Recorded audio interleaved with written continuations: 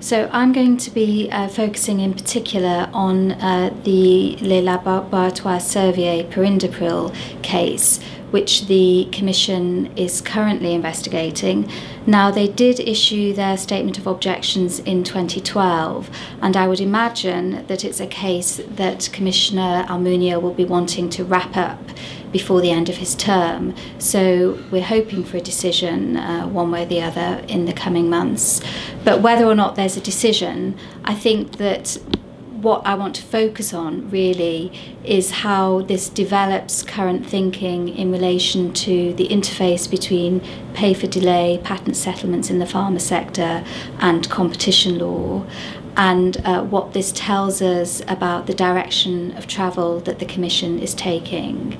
And clearly, if there is a decision, then it will be interesting, for example, to see if there have been fines, as there were in the Lundbeck case, and to think about the implications of that.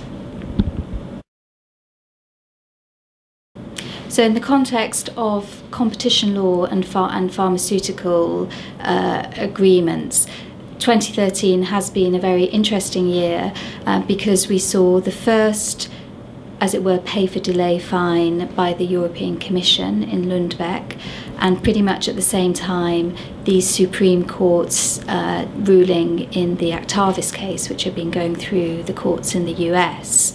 Now, obviously, in both cases, that's a significant development on either side of the Atlantic. One thing that is quite interesting when you look at the cases is that the Actavis case established that patent settlements in the pharma sector can be subject to the rule of reason analysis. The Lundbeck case, as we understand it, established that these type of pay for delay cases can fall within the object rule under Article 101. The Commission says there's no real difference between rule of reason and the by objects infringement under 101, but I think other people would disagree, and that's been a particularly important development. And obviously in 2014, if we do see some more cases coming through the Commission, we're going to see further about the way the Commission's thinking is developing. Well, I would say the most challenging and the most interesting part of the job is that as a competition lawyer, in many ways it's not just about law. Really, competition law is an intersection between the law, also economics, and effectively understanding markets and commercial practices. So trying to get your head around everything and at the same time deliver really concise and clear advice in what can also be a very grey area is certainly very challenging. And when you're talking about pharmaceuticals, looking at these pharmaceutical cases, the other aspect is that you have to understand a little bit about the pharmaceutical world, which again adds its own challenge, but also does make it very interesting. If the Commission does make an adverse finding in that case, then it's obviously going to drive forward its thinking, or what it's telling us about its thinking in relation to this type of case from Lundbeck.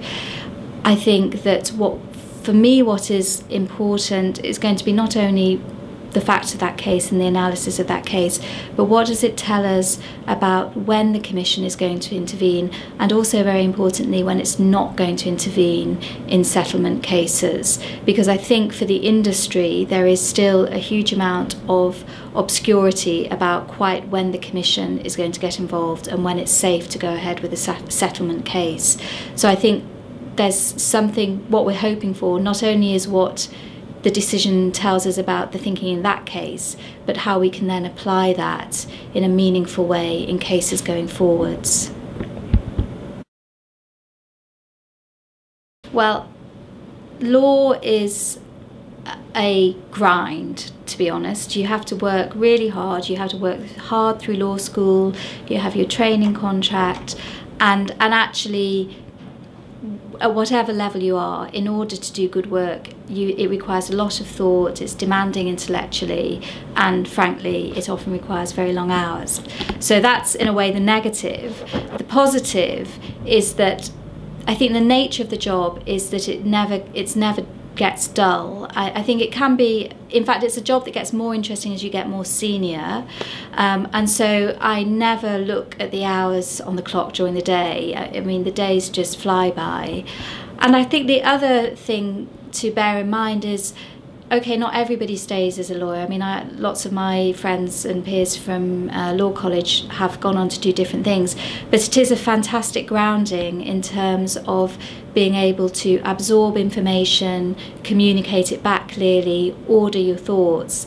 So those type of skills really can be applicable in many, many contexts. So whether or not you stay a lawyer, I think that even though it's a hard choice, it can be a very rewarding choice in skills that can be deployed elsewhere.